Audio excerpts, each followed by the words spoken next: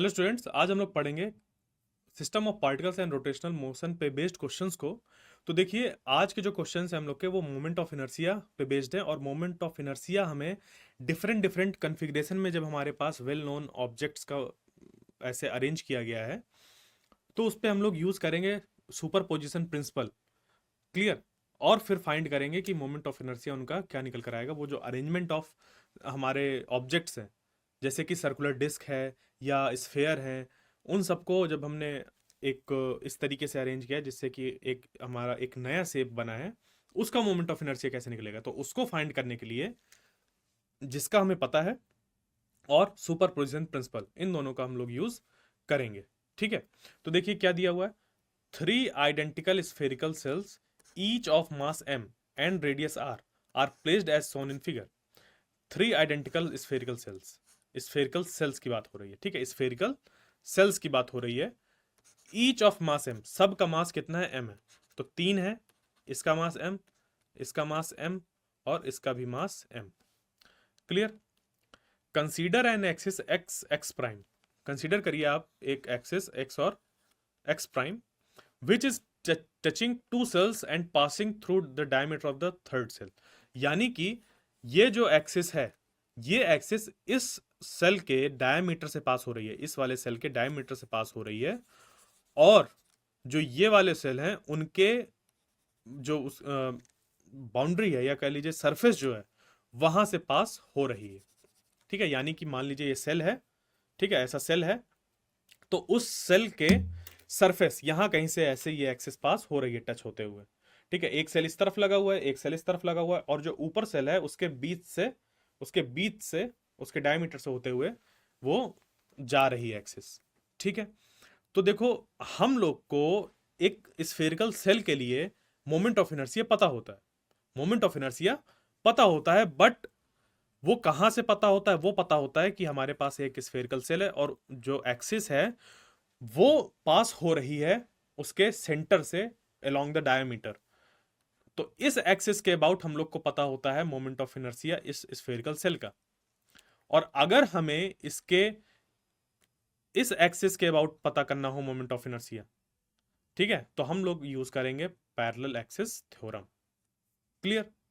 तो बस हम लोग क्या करेंगे, इस वाले स्फेयर के लिए मोमेंट ऑफ इनर्शिया पहले इसके जो डायमीटर वाले से उसके साथ फिर इस एक्सिस के अबाउट यहाँ पर पैरेलल एक्सिस थ्योरम का यूज करके फाइंड कर लेंगे।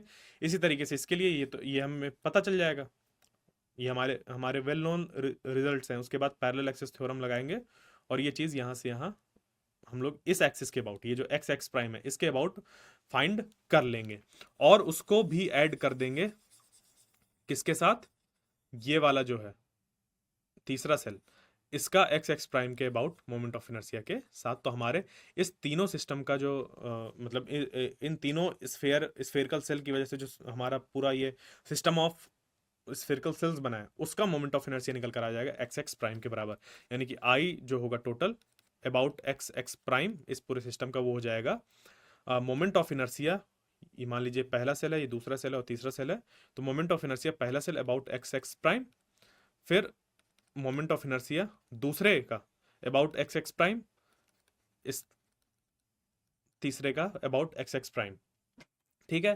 पहले वाले को तो हम डायरेक्ट निकाल लेंगे। इसको निकालने के लिए हम लोग क्या करेंगे, जो मोमेंट ऑफ इनर्शिया इसका वेल नोन हमें पता है इसके डायमीटर के अबाउट। मान लीजिए ये वाली डायमीटर 2 है, ये वाली एक्सिस 2 सेकंड एक्सिस है और ये हमारी थर्ड एक्सिस मान लीजिए ऐसी। तो मोमेंट ऑफ इनर्शिया हम थर्ड एक्सिस के अबाउट पता करेंगे, प्लस उस पर कर देंगे इस एक्सिस और ये जो एक्स एक्स प्राइम है उसके बीच की जो डिस्टेंस है वो कितनी हो जाएगी। देखिए रेडियस कितना है, आर है, तो ये डिस्टेंस इसके बीच में हो जाएगी r/2। कितनी हो जाएगी, r/2, यानी कि mr/2 का स्क्वायर, ये इसके बराबर है। इस तरीके से बात प्लस, और ये हो जाएगा ये I1 एक्स एक्स प्राइम हो जाएगा। और उसके बाद ये जो है ये वाला, ये भी यहाँ पर, ये सॉरी ये I2 होगा, I3 नहीं होगा। ठीक है, यहाँ पर ये I3 हो गया, प्लस ये भी mr/2 का स्क्वायर, ये हो जाएगा। क्लियर। इस तरीके से हमारा जो टोटल मोमेंट ऑफ इनर्शिया होगा इसका निकल कर आएगा। ठीक है, अप्रोच समझ गए। तो जब भी हमें इस तरीके से मोमेंट ऑफ इनर्शिया बताना होता है, देखिए मोमेंट ऑफ इनर्शिया में ज़्यादा हमारे पास कुछ है ही नहीं। क्या क्या है, जो हमारे पास वेल नोन ऑब्जेक्ट्स हैं उनका मोमेंट ऑफ इनर्शिया, जैसे कि हम लोग ने इस लेक्चर्स में पिछले लेक्चर्स में शुरुआत में उसको रिवाइज किया था। डिफरेंट शेप्स जो होते हैं उसके डिफरेंट एक्सिस के अबाउट उनका मोमेंट ऑफ इनर्शिया। ठीक है, तो सबसे पहला तो वो होता है moment of inertia well known objects का। दूसरा क्या टूल है हमारे पास, वो है पैरेलल एक्सिस थ्योरम। ठीक है, पैरेलल एक्सिस थ्योरम। तीसरा है परपेंडिकुलर एक्सिस थ्योरम। ठीक है, जो हमारे पास चौथा है वो क्या है, सुपरपोजिशन प्रिंसिपल। ठीक है, तो देखिए बहुत अच्छे तरीके से समझिएगा। जब आपके पास एक सिंगल ऑब्जेक्ट है और उसका मोमेंट ऑफ इनर्शिया हमें पता करना है, तो आपके अभी सिलेबस में उनका मोमेंट ऑफ इनर्शिया कैलकुलेट करने के लिए नहीं है। सिंपली आपने उसको याद कर रखें कि मोमेंट ऑफ इनर्शिया कैसे निकल कर आएगा। यानी कि आपके पास एक स्फेयर है, सॉलिड स्फेयर, उसका मोमेंट ऑफ इनर्शिया क्या होगा, डिस्क है उसका मोमेंट ऑफ इनर्शिया क्या होगा इस एक्सिस के अबाउट, इसका इस एक्सिस के अबाउट, या एक सिलेंडर है उसका क्या होगा इस एक्सिस के अबाउट। ये सब आपने याद कर रखे हैं, तो डायरेक्ट अगर क्वेश्चन आता है तो आप यहां से बता सकते हैं। बट अगर पूछ लिया जाए कि इस स्फेरिकल सेल इस सॉलिड स्फेयर का इस एक्सिस के अबाउट, तो आप यूज करेंगे पैरेलल एक्सिस थ्योरम। क्या यूज करेंगे, पैरेलल एक्सिस थ्योरम। ठीक है, बट अगर आप से जैसे ये डिस्क है, इस डिस्क का मोमेंट ऑफ इनर्शिया पूछ लिया जाए इस एक्सिस के अबाउट, तो आप वहां पर यूज करेंगे परपेंडिकुलर एक्सिस थ्योरम। बट अगर आपसे पूछ लिया जाए कि इस एक्सिस के अबाउट, तो इस एक्सिस के अबाउट के लिए देखो, आपको इस एक्सिस के अबाउट पता है, इस एक्सिस से इस एक्सिस तक आप पहुंचेंगे किसकी हेल्प से, परपेंडिकुलर एक्सिस थ्योरम से। उसके बाद इस एक्सिस से इस एक्सिस तक पहुंचेंगे पैरेलल एक्सिस थ्योरम से। बात समझ पे आई। तो ये तीन टूल एक ही ऑब्जेक्ट के अंदर moment of inertia different different जगह पर पता करने के लिए हमारे पास इनफ है। बट जब हमारे पास कॉम्बिनेशन आ जाता है या कोई चीज कट करके निकालनी होती है, उस केस में हमारे पास सुपरपोजिशन प्रिंसिपल वर्क करता है और वो हमें फ्रीडम देता है, लिबर्टी देता है दो moment of inertia about same axis add करने की। ठीक है, सेम एक्सिस होना चाहिए, ये ध्यान दीजिए। जैसे मैंने यहां पर x x prime ex prime के अबाउट ही सारे जो यहां पर थे उनके मोमेंट ऑफ इनर्शिया को ऐड किया है। तो यहां से हम लोग चले कि सुपरपोजिशन प्रिंसिपल हमें ये अलाउ कर रहा है, हमने लिख दिया। उसके बाद इसका हम लोग डायरेक्ट यूज कर लेंगे, इसका हम लोग इसका और पैरेलल एक्सिस थ्योरम का यूज करके करेंगे। सिमिलरली इसके लिए भी। तो देखिए मोमेंट ऑफ इनर्शिया फाइंड करने के लिए इतना ही है हमारे पास, इससे ज्यादा आपके पास कोई और प्रॉब्लम फॉर्म नहीं होगी, आपके लेवल पे और कोई प्रॉब्लम फॉर्म नहीं होगी। इसी में ही बस आपको इधर उधर उलझाया जाएगा। ठीक है, तो इसको देखते हैं कि हमें कैसे करना है। ठीक, तो देखिए जो मोमेंट ऑफ इनर्शिया होता है एक सेल का, वो होता है 2/3 mr²। यानी कि एक स्फेरिकल सेल है, डायमीटर के अबाउट जो मोमेंट ऑफ इनर्शिया होता है एक सेल का, वो हमारा होता है 2/3 mr²। क्लियर। तो यहां पर देखो मोमेंट ऑफ इनर्शिया जो होगा हमारा, वो हम इस तरीके से निकाल लेंगे सीधे सीधे। ये हमें मोमेंट ऑफ इनर्शिया पता चला, तो जो ऊपर सेल था, ठीक है, ऊपर जो सेल था उसका मोमेंट ऑफ इनर्शिया ये हो गया। उसके बाद जब हम दिए देखेंगे, मान लीजिए कि ये दूसरा है और ये तीसरा सेल है, ये पहला सेल है, ये दूसरा और तीसरा, तो इसका मोमेंट ऑफ इनर्शिया जो है और इसका जो मोमेंट ऑफ इनर्शिया है वो सेम रहेगा। वही चीज यहां पर लिखी हुई कि moment of inertia of shell 2 और moment of inertia of shell 3 वो हमारा सेम रहेगा। ठीक है, और हम जब इसके टेंजेंशियल इस पॉइंट पर निकालेंगे, यानी कि वही एक्स एक्स प्राइम के अबाउट, ठीक है, इसका इसके अबाउट, तो किसका यूज करेंगे, पैरेलल एक्सिस थ्योरम। तो ये हो जाएगा 2/3 mr² प्लस mr², क्योंकि इसका भी देखो 2/3 mr² ही होगा, क्योंकि मास तीनों का सेम था और रेडियस तीनों की सेम थी। तो इस एक्सिस के अबाउट, डायमीटर के अबाउट जो इसका मोमेंट ऑफ इनर्शिया होगा वो 2/3 होगा। उसमें हम लोग ऐड कर देंगे यहां से लेकर यहां तक के बीच की डिस्टेंस। तो देखो इनका रेडियस जो था वो r था। ठीक है, शायद मैंने यहाँ पर r/2 लिख दिया था, तो वो r/2 नहीं होगा, यहाँ पर r ही होगा। मैंने उसको r/2 लिख दिया था, वो r ही होगा। ठीक है, यहाँ से यहाँ तक के बीच की डिस्टेंस आर ही होगी। ठीक है, कोई नहीं, उसको देख लेना है, बट जो मुझे समझाना था वो मैंने आपको समझा दिया, बट उसको ध्यान में रखकर हमें चलना है। ठीक है, तो इस तरीके से फिर हमारे पास जो टेंजेंशियल है वो ये निकल कर आ जाएगा 5/3 mr²। ये किसका निकल कर आया है? टेंजेंशियल निकल कर आया है। ठीक है, बस अब हम क्या करेंगे, इस वाले का इसके अबाउट पता चल गया, और उतना ही होगा इसका इस एक्सिस के अबाउट, और इसका तो हमें पता ही है इस एक्सिस के अबाउट। तीनों को हम लोग ऐड कर देंगे। ठीक है, तो ये हो जाएगा हमारा इतना कि जो एक्स एक्स प्राइम के अबाउट होगा तो ये, और जो टेंजेंशियल हम लोग निकाला इंटू 2 कर देंगे। ठीक है, तो ये हो गया 2/3 mr², यानी कि जो ऊपर रखा हुआ था उसका हो गया 2/3 mr², और टेंजेंशियल वाले का हम लोग का निकला 5/3 mr², और ऐसे यहाँ पर दो थे, ऐसे यहाँ पर दो थे, तो 2 का मल्टीप्लाई करा दिया। तो जब इसको हम लोग सॉल्व करेंगे तो ये निकल कर आ जाएगा 12/3 mr²। ठीक, और इसको फिर यहाँ पर जब आगे रखेंगे तो ये 4 से कट, मतलब 4 टाइम्स पे कट गया, तो 4mr² ये निकल कर आ गया मोमेंट ऑफ इनर्शिया इस पूरे अरेंजमेंट का इस x और x प्राइम के अबाउट। ठीक है, तो क्या आपको ध्यान देना है? आपको ये ध्यान देना है कि हमारे पास टूल्स कितने हैं, और उन्हीं की हेल्प से ही चीज़ों को सॉल्व करने की कोशिश करनी है। ठीक है, 4 चीज़ें हैं मोमेंट ऑफ इनर्शिया में, पूरा जो भी क्वेश्चन आता है उसी पे बेस्ड ही आता है, और वहीं से मतलब जैसे कि अगर आपके पास एक्सटेंडेड बॉडी है तब की बात कर रहा हूँ, बाकी प्रॉब्लम्स तो इस पे और भी बन सकते हैं कि हमें मोमेंट ऑफ इनर्शिया कैलकुलेट करने के लिए देते हैं, बट वो ऐसे हर एग्जाम्स पे उस तरीके के क्वेश्चंस नहीं आते। जो ज़्यादा अमाउंट में क्वेश्चन आते हैं वो इसी तरीके से आते हैं। ठीक है, तो अब चलते हैं नेक्स्ट क्वेश्चन पे और देखते हैं कि इस पे क्या पूछा गया है। अगर पिछले वाले के हमें ऑप्शन चेक करने हो कि कौन सा ऑप्शन करेक्ट होगा, तो ये देख सकते हैं इस पे, ये 4mr² निकल कर आया था, तो यानी कि सी वाला ऑप्शन हमारा करेक्ट हो गया। ठीक है, तो अब चलते हैं नेक्स्ट वाले में।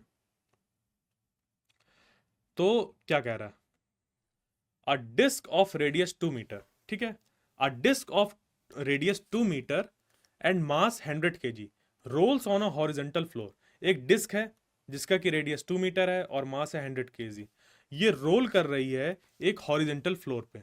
ठीक है, ये क्या कर रही है, ये रोल कर रही है एक हॉरिजेंटल फ्लोर पे।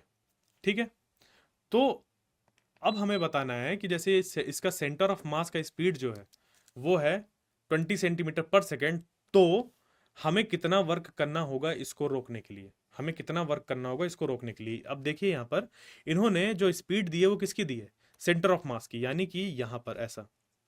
अब अगर मान लीजिए ये जो डिस्क है इस हॉरिजेंटल फ्लोर पर इस तरीके से रोटेट कर रही है आगे, ठीक है, इस तरीके से आगे रोटेट कर रही है, तो ये जो पॉइंट होता है अगर विदाउट स्किडिंग, ठीक है, विदाउट स्लिपिंग या विदाउट स्किडिंग, अगर ये यहाँ पर ऐसे रोटेट करते हुए आगे जा रही है, तो इस पॉइंट पर इस पर्टिकुलर इस पॉइंट पर जो इस पॉइंट की जो वेलोसिटी होती है, इस पॉइंट की जो वेलोसिटी होती है वो होती है हमारी 0।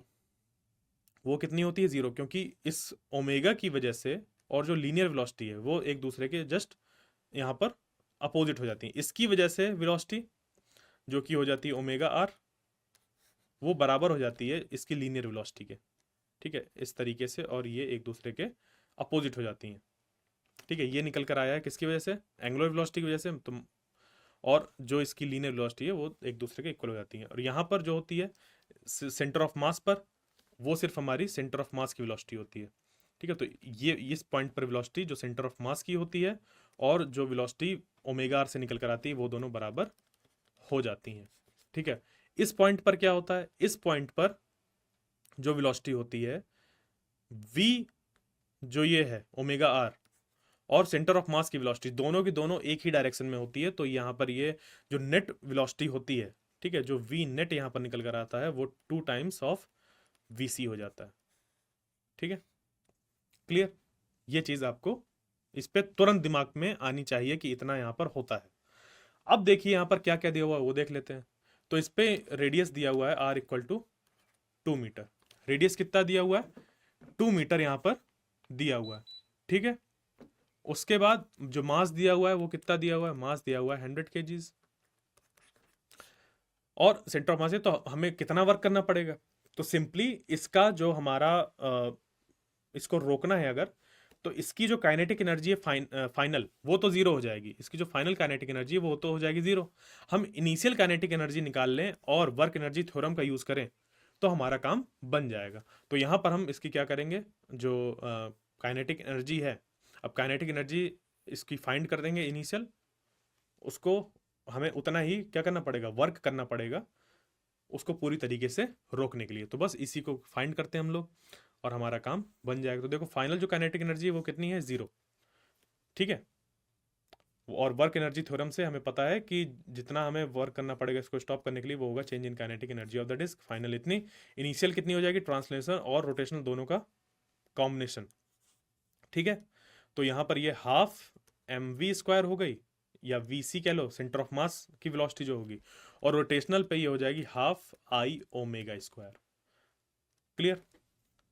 तो अब यहां पर हम क्या करेंगे, ये हाफ एम वी स्क्वायर हो गया, यहां पर हाफ आई की जगह पर हो जाएगा, देखो डिस्क था और डिस्क का मोमेंट ऑफ इनर्शिया क्या होता है, M R square by two. तो ये हो गया M R square by two, और जो ओमेगा है वो जो v है वो है ओमेगा आर के बराबर, यानी कि इसको लिख सकते हैं v बाई ओमेगा इस तरीके से। ठीक है, तो ये हमारा यहां पर बन जाएगा half M V square plus 1/4, यहां से 2 मल्टीप्लाई करो 1/4 एम वी स्क्वायर, और इस आर स्क्वायर से ये आर स्क्वायर कैंसिल हो गया, तो ये हो गया 3/4 एम वी स्क्वायर। इस पे मास की वैल्यू रखेंगे, v की वैल्यू रखेंगे और हमारा काम हो जाएगा। ये 3 जूल निकल कर आ गया। तो जो चेंज इन काइनेटिक एनर्जी निकल कर आया वो कितना हो गया, 3 जूल। क्लियर, समझ पे आ गया। अब चलते हैं नेक्स्ट क्वेश्चन में। ठीक है, और इसको हम सॉल्व करते हैं। ठीक, तो a solid cylinder of mass 2 kg and radius 50 centimetre rolls up an inclined plane of angle of inclination 30 degree. The centre of mass of cylinder has speed इतना, the distance travelled by the cylinder on the inclined surface will be. अब देखो ये question हमारा PYQ है, NEET Odisha 2019 में आया है। ठीक है, तो ये बात मैं पहले भी कह चुका हूँ कि इन क्वेश्चंस को ऐसे रखा गया है कि आपके जो कॉम्पिटिटिव एग्जाम्स हैं यूजी कोर्सेज पे एडमिशन के लिए 12th के बाद, उनके लिए ये है। ठीक है, तो उस पे इस लेवल के क्वेश्चंस बहुत जगह पूछे जाते हैं, इस वजह से इस तरीके के क्वेश्चंस को यहाँ पर सॉल्व कराया जा रहा है। ठीक है, तो अब देखिए इस पे क्या क्या है हमारे पास और क्या हमें निकालना है।